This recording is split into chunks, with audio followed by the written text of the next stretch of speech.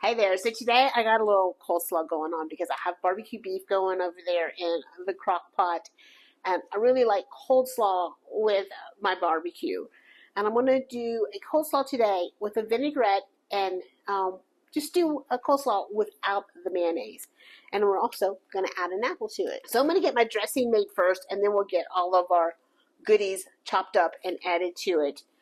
And for this, I'm going to do a fourth of a cup apple cider vinegar. Now I also did, because I have this apple cider in the refrigerator, and I know it's not apple cider season anymore, but I still have some apple cider because I love it and I love to cook with it. And I took 1 cup of that and reduced it down. Let's see, what did I reduce it down to? About a tablespoon. And this is just going to make this thick, beautiful, sweet, amazing syrup for this. You don't have to have this, but that is amazing. That tastes so good. You don't have to have the apple cider. If you don't worry about it. But if you do, it's worth it. But what we're going to do is add some sweetness, because you're always going to want to add a little sweetness. And I'm going to go with maple syrup today. Now I want to call for 1 to 2 tablespoons, and I'm only going to go 1 today because that got really sweet. So that's going to kind of be my other tablespoon of sweetness. So if you don't have the apple cider, you can do 2 tablespoons of maple syrup. I'm going to do a tablespoon of Dijon mustard.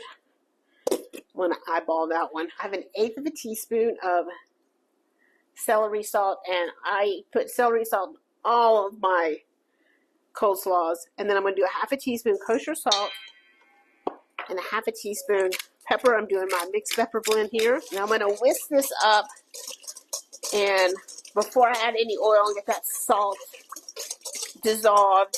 If you're using sugar, you want to make sure that sugar is dissolved, because you can do for your sweetener here, your pure cane sugar, you can do honey, you can do your date sugar. And then I have a 1/2 cup extra virgin olive oil. And I'm just going to whisk and slowly add this, just so it can emulsify a bit. So just add your oil in really slowly.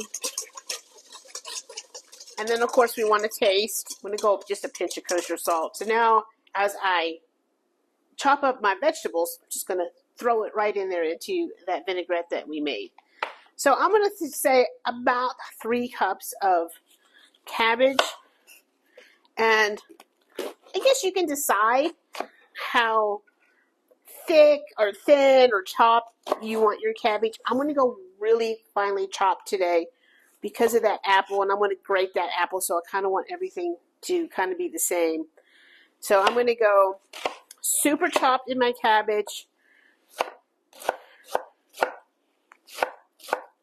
So I've got 2 green onions that I've chopped, and I'm just going to give them a little ice water bath, and that just helps really crisp them up and take that real strong pungent taste. So now I've got 1 apple here, your Gala, your Honey Crisp, and whatever kind of is your favorite apple.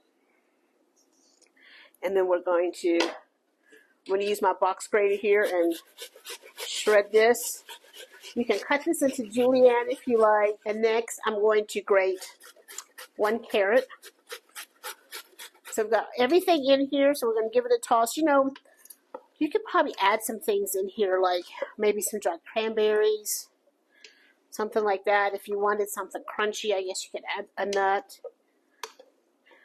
Give this a good toss. Now, I like my coleslaw to sit for a couple hours at least, preferably really kind of overnight, and that cabbage just really absorbs those flavors and breaks down. So I think this is going to be such a great accompaniment to that Kansas City barbecue beef, because you know that's really sweet, and this is going to have a bit of a tang to it. So I think it will really be a nice addition to that. Absolutely wouldn't change a thing. So if you're looking for an alternative to that mayonnaise-based coleslaw, here you go, and it's beautiful. Thanks, y'all. Thanks for being here. See you later.